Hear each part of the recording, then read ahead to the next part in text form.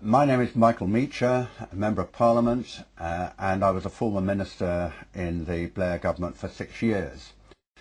My belief is that we went to war because President Bush, probably 11 months before the war, in April 2002, in the Crawford Ranch in Texas, asked Tony Blair for Britain's support for an attack on Iraq.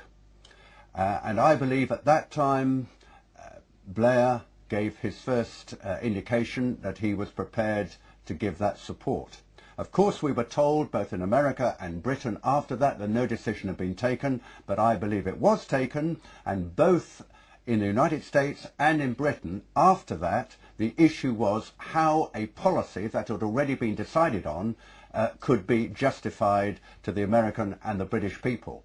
What I think makes one wonder about the nature of this so-called war on terror are several things. First of all, the bin Laden family was very quietly taken out of the United States within 24 or 48 hours after 9/11, without the kind of systematic questioning which you would certainly expect. Secondly, General Richard Myers, who is Chief of American military forces, made clear when he was asked about this that catching bin Laden was never the main objective.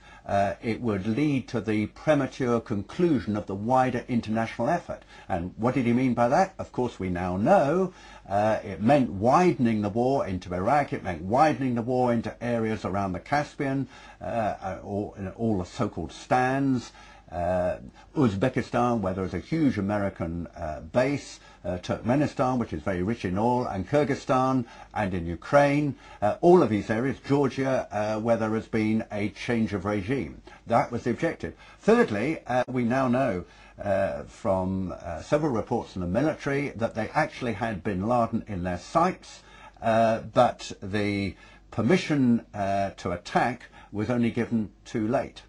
And it is very difficult to believe that if this man was the enemy that he was supposed to be, that many people will, I think, entirely accept, that an opportunity to kill him or destroy him was apparently passed up so easily on so many occasions. Very difficult to believe that America, with all its military prowess, would actually do that. The secret removal of the bin Laden family, I mean, some of them must have had information which would be useful to the US authorities in trying to track down those who were responsible, who would be able to give background, to be able to suggest further contacts. The idea that they were rapidly removed without apparently being questioned is really absolutely astonishing. There are other very curious aspects of this.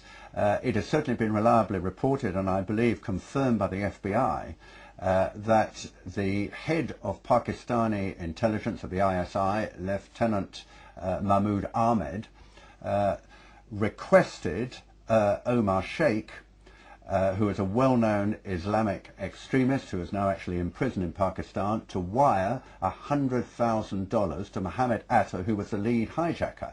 It is absolutely astonishing that lead has never been followed up. As it happened, General Mahmoud was actually on a visit to the United States, both before and just after 9/11, and saw many leading government officials. But it was actually the Indians who apparently discovered about the wiring of this money. And what has happened since?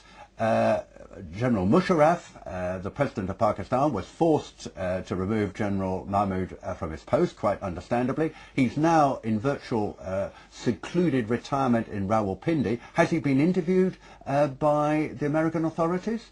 I mean, how is it that this man, who is the source of the funds, hasn't even been questioned? Omar Sheikh has now been tried in the lower courts in Pakistan for the murder of Daniel Pearl. Actually, I believe almost certainly he didn't commit it. But the real point is, he is actually in prison. Have the United States asked for this man to be questioned? Have they sought the opportunity to cross-question him? He must know an awful lot about the background to 9/11.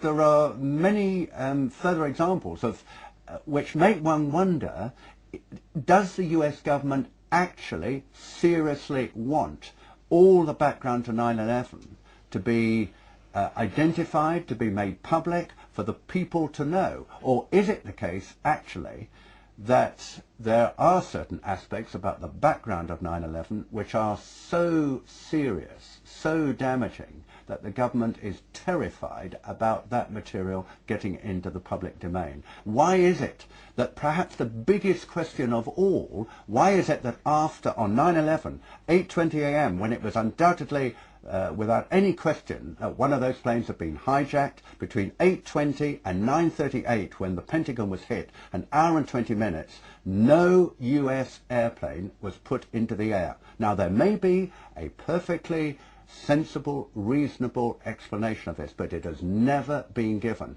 There was the Andrew Air Force Base, 10 miles from Washington. It has a squadron of F-16 fighters. None of those was put into the air. This is absolutely almost incredible. The most powerful military technological country in the world, albeit under a terrifying attack, was not able to put planes into the air, which actually could probably have stopped at least the second and third hits. I think all of this needs to be explained. It wasn't in the congressional report. There was no serious examination of this. And there is the amazing statement made in the official congressional report that the American authorities have not managed to trace the source of the funding. And then the most amazingly disingenuous statement, ultimately, is it of little consequence. It is of massive consequence.